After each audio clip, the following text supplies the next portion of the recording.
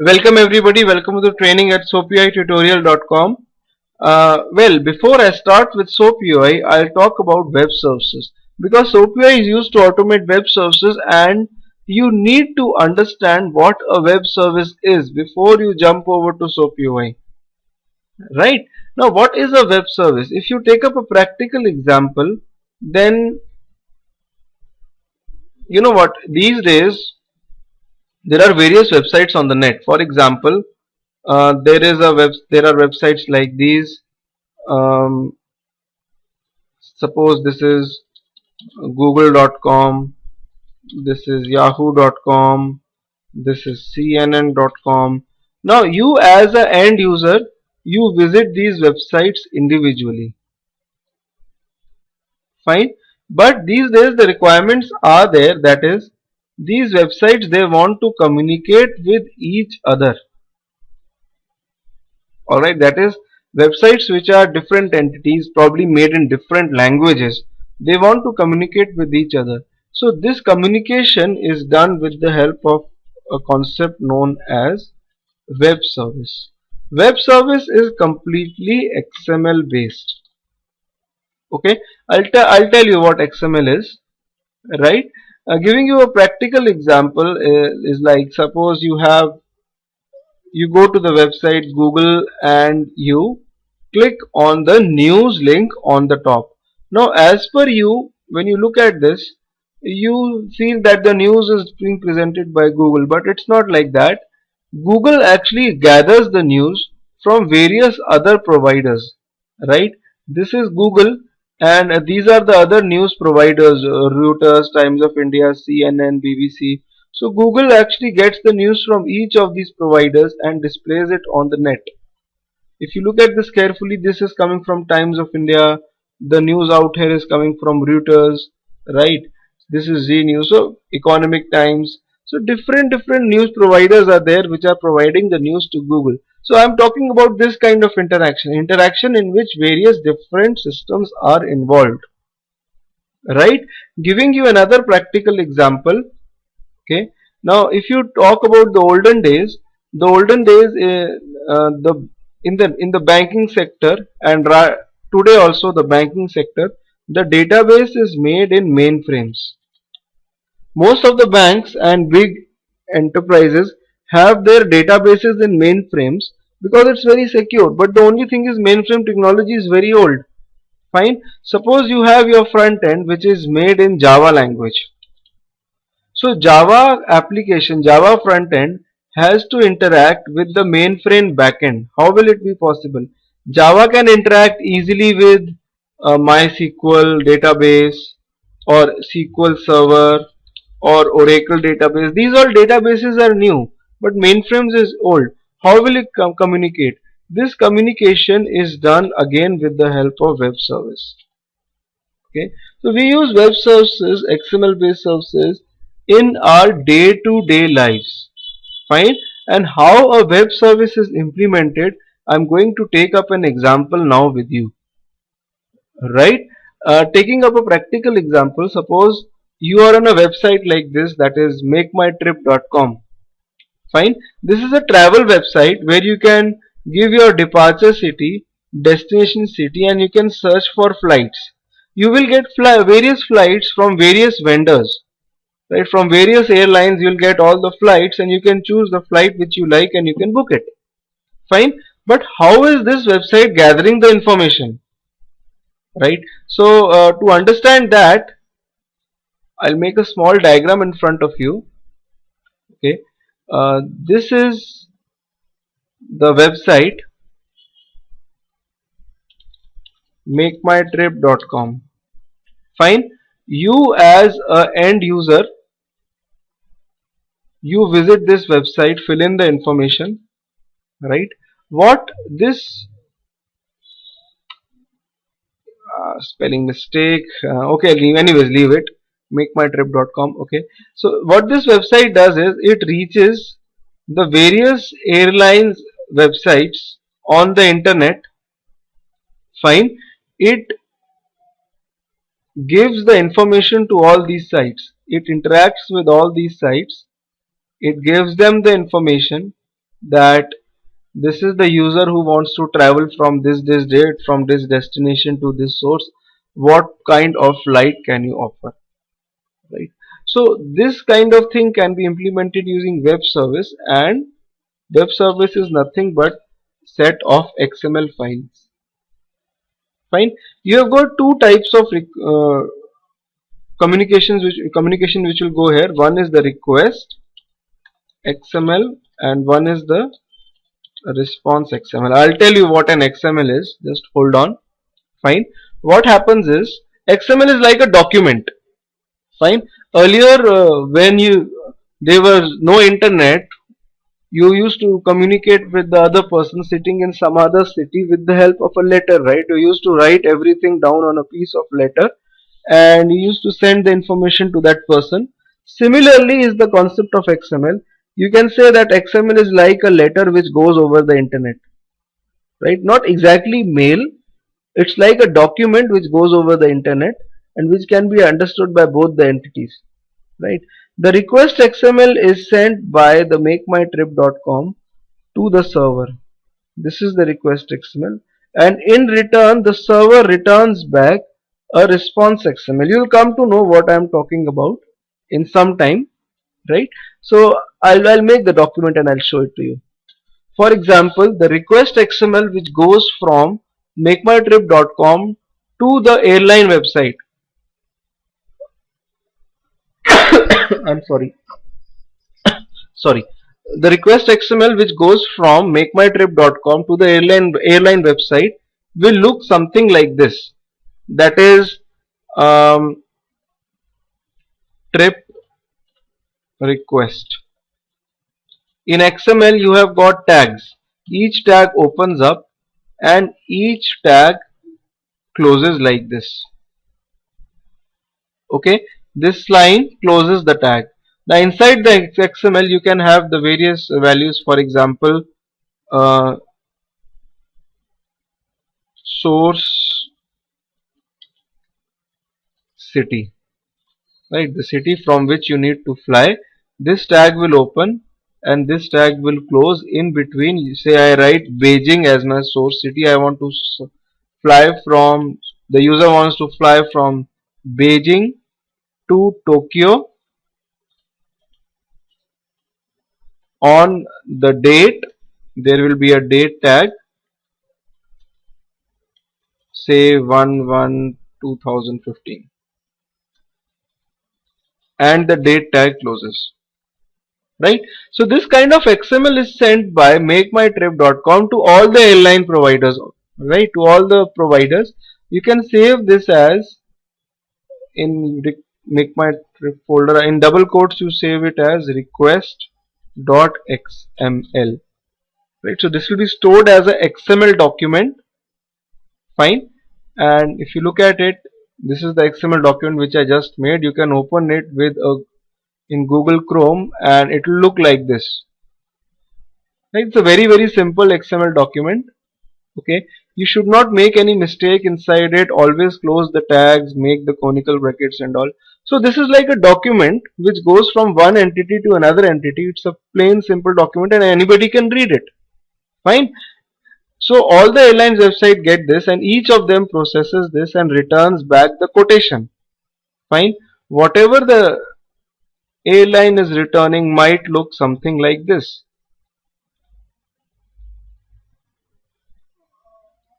Say a tag known as trip response,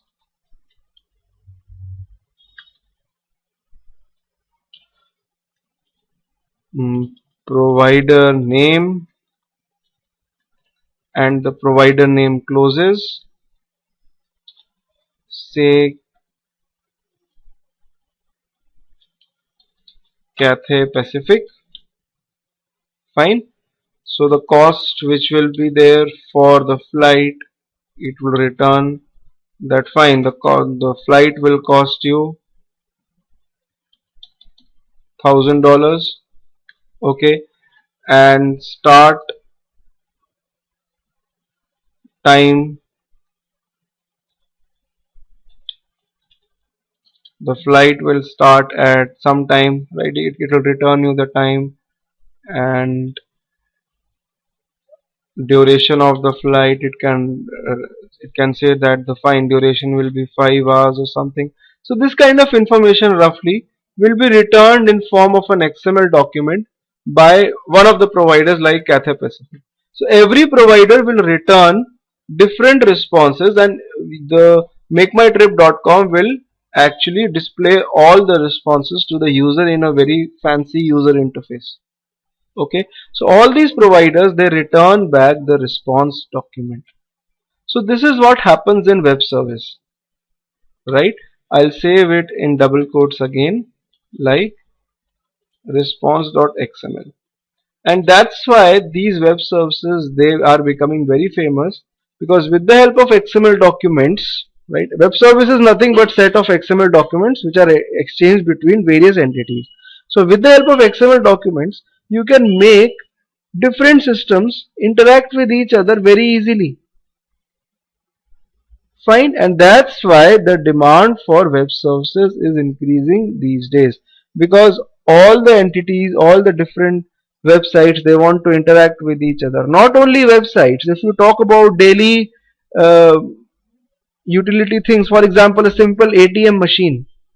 Suppose you go to an ATM machine and that ATM machine is of the bank Citibank, and you have the card of some different bank. Say you have a card from HSBC, you want to put the card from HSBC into Citibank ATM, you can put it, but eventually Citibank will actually communicate with HSBC bank over here, and in form of XML documents, in form of basically web service, and it will tell you whether it can dispense the amount or not. Fine. So it is a very useful thing, right? It can help different systems. For example, Citibank and HSBC Bank, they can communicate with each other in form of web service with the help of XML documents, right? And eventually the end user can withdraw the money. Okay, so that's what a web service is. And SOAP-UI as a tool can be used to test web services. Fine. Why do we use a web service? To make our work easy so that systems can interact, and XML is used for communication, XML is used to implement web service, right? And SOAP UI helps us to test a web service. Okay, now coming over to the technical aspects. When a web service has to be implemented, it has to be very, very secure, right? Secondly, there has to be some consistency, or you can say some predefined protocol in which the two entities will interact with each other, right? Suppose you have got a system which is made in Java language, right? And you have got a system which is made in C# language. Now both of them want to interact with each other, they use web service, that's fine. Okay, but there has to be some consistency, there has to be some procedure in which they interact, right? There has to be, if they are exchanging XML documents, obviously, which will do, the XML document, XML should have a particular format. What do you mean by XML should have a particular format? Look, the thing is, both the systems should know what will be the tags in the XML document. For example, the XML document which I just made over here has got the tags like cost, start time, duration, right? These are the tag names. Okay, so when both the systems are interacting with each other with the help of web service, you should have a particular format, you should know the tag names and all, everything. So all these things, they are implemented with the help of two protocols, which are SOAP and REST protocols.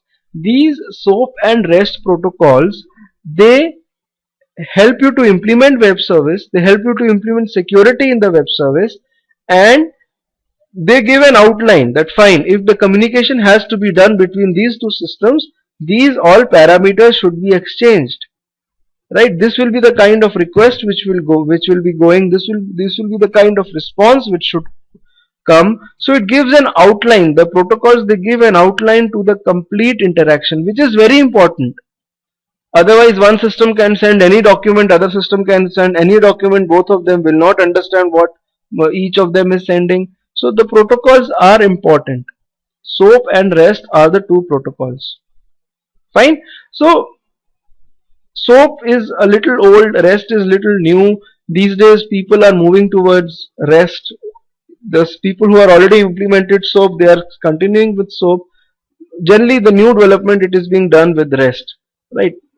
80% of the applications people still are using SOAP. It doesn't mean that SOAP is just gone out of the market, right? Now if you are using SOAP, now many people ask this question to me that what is WSDL? Fine, SOAP and REST are okay, right? These are the protocols which implement your web service. Okay, now what is WSDL? Fine, look, I'll tell you a very simple thing, a very simple example, right? Everybody knows what a postcard is. In the earlier days, we used to have a postcard. Okay, on that postcard we used to write a message, address of the person, and we used to send it. Okay, now how the postcard used to look like? The postcard used to have various fields like name of the person whom you want to send the card to, address, then pin number of the city, something like this, and in the postcard you used to have message. So people used to write this manually and send the letter to the other person, and he used to receive it. Okay, so these all things used to be predefined on the postcard. They used to be printed on the postcard, right? So this is something like a protocol. This you can relate it to SOAP or REST protocol, which defines an outline. Fine, this is what is required in this web service. Okay, and in case of SOAP protocol, it is a WSDL document which defines what all should go as information between two different entities. The WSDL document is similar to the information on the postcard like this, right? I'll show you a WSDL document. Hold on. You know what?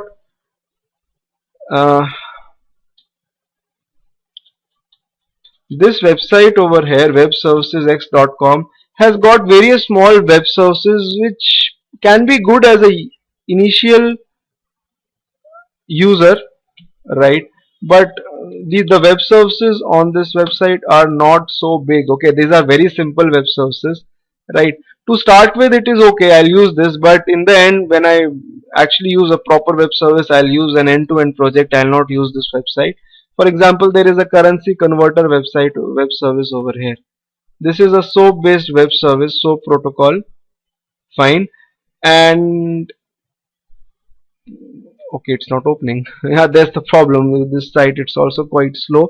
Generally, for a beginner to learn, this site is good, but otherwise don't use this if you want to learn it in depth, right? This is the practical WSDL document. Fine, it looks something like this. You'll not be able to understand right now. Fine, but this document defines an, you can say this document defines an outline, that this will be the kind of request which will go, this will be the kind of response which will come up. Fine, I'll not go inside this document right now, but to make you understand what WSDL is. WSDL is something which defines your application over SOAP protocol, right? It defines the complete requests and responses. Fine. Now, how SOAP UI helps us? SOAP UI helps us to automate both. The REST has got no WSDL. I'm sorry, I didn't tell you. REST is something very different. Okay. And how SOAP UI helps us? SOAP UI is a tool which can be used to automate both, test both SOAP as well as REST protocols. Many people think that SOAP UI testing is just manual testing. It is not like that. You have both the options. Using SOAP UI you can test a web service manually, and using SOAP UI you can also automate your web service test cases. It is not just that you simply you cannot automate the test cases. It's not like that. In SOAP UI also you can make a simple driver script which will execute all your web service test cases, parameterize them, generate reports. All that stuff is available. Excel based reports, JUnit reports, everything is available in SOAP UI. Right? You can read the data from Excel files, XML files. You can parameterize the test cases. Parameterize means that you can send one document again and again with different set of data. For example, this is the request over here, right? Suppose I want to send multiple requests with different source, destination and dates, right? You can do that with SOAP UI. You can give different stations, different dates and send the similar format with different data again and again. This is known as parameterization, right? So you can do everything with SOAP UI. Okay, and the language which is used in SOAP UI is Groovy scripting. Groovy scripting language is actually built on Java. In this course we'll be looking at both Java as well as Groovy, because if you are using the open source version of SOAP UI, then Groovy scripting is not just enough. You need to do some Java coding as well, but primarily you'll be doing Groovy. Groovy is a very simple language. We'll work on Groovy from the next module. You look at it. Fine. Now let's look at the various flavors of SOAP UI which are available to us. Okay. If you want to install SOAP UI, then as an end user you have got various options. If you go to the website soapui.org,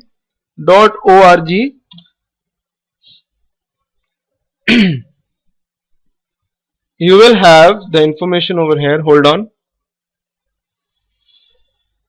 Okay, if you look at this link over here, downloads link, fine, you'll have the first link known as download SOAP UI. This is the open source version of SOAP UI.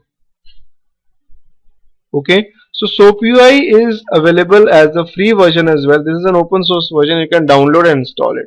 Otherwise, there is a pro version as well. This pro version is a paid one. It's got more features than the free version. Okay, you can download the trial license for the pro version. You can click on this link and you can download the trial link. Make sure that you mention your correct email ID over here, because this send an email on this ID for downloading the trial version for the pro. Okay, the basic difference in pro and the free version is that in free version you need to code a lot. There are some things which are there in pro version which are actually not there in the free version. For example, a simple thing like reading data from Excel files. Okay, suppose you are automating a web service, you are sending the data in an XML document, right, and you need to you can say read the data from an Excel file. Then doing that with Pro is very easy. They have got inbuilt features, but in the SOAP UI free version you have to use Java and you have to use Groovy scripting. So that's what we'll do in the course. If you go to the website soapuitutorial.com, soapui-tutorial.com, and you see all these file reading in Groovy scripting. We'll do it. Okay, so that's why the course is a little long over here, because the various flavors of this tools are also available, right?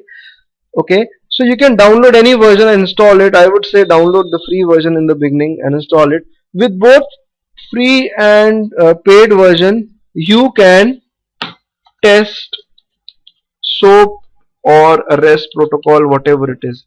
More than that, there is one more protocol known as HTTP, which is the normal web protocol, which is supported by SOAP UI as well. SOAP UI can also be used to test JMS and all lot of things. We'll talk about that, but primarily we'll talk about these two protocols. Okay, now how should you use SOAP UI? How should one use SOAP UI? Look, if you're a beginner and you are yourself learning this tool, I would suggest go for the free version in the beginning. Most of the companies also use the free version because everything is possible in it. Only thing is you have to code a little more. And later on you can learn the pro version as well. And you will, by downloading the trial version, you will yourself come to know the differences and all everything. Okay. Now I just told you how to download and install SOAP UI. Future of web services. This is very important. Okay, future of web services is very bright because you yourself might have understood web service is something which helps you interact with different systems. Now as the web progresses, as the world wide web grows, more and more systems, they want to communicate with each other. Cloud computing is coming up, so all that is based on web service. Okay, so future is very bright for web services. New technologies which are coming up these days, the complete mobile solutions are web service based. Everything is becoming web service based. Okay, right? So future, there's no doubt about it, it's going to be very good. Fine. And how will we be going in this course? Look, in this course, if you look at the site soapUItutorial.com, right now I have over 20 modules. Okay, the major objective is to build the data driven frameworks with free version as well as the paid version of SOAP UI. In the last three modules I have shown the frameworks. Okay, the data driven framework with SOAP as well as REST protocols. That is the main objective of this course. Framework is like end to end testing of web services. I've taken up a live project and I've done it. Fine. And the web services which I have used are not the web services from the simple internet which we use. I have taken up my own custom web services built on my local system, and I've taken up a retail application and I have automated it. So it's a very good thing. You will definitely like it, right? So this course will be practical. It will be oriented towards learning both the protocols REST and SOAP, and it will be done with the help of practical projects which will be dealing with database as well, right? Database and all, everything will be shown. So you'll definitely like it, right? And it will be very informative to you. If you want to implement it in your project, you can also implement the same thing in your project. All right.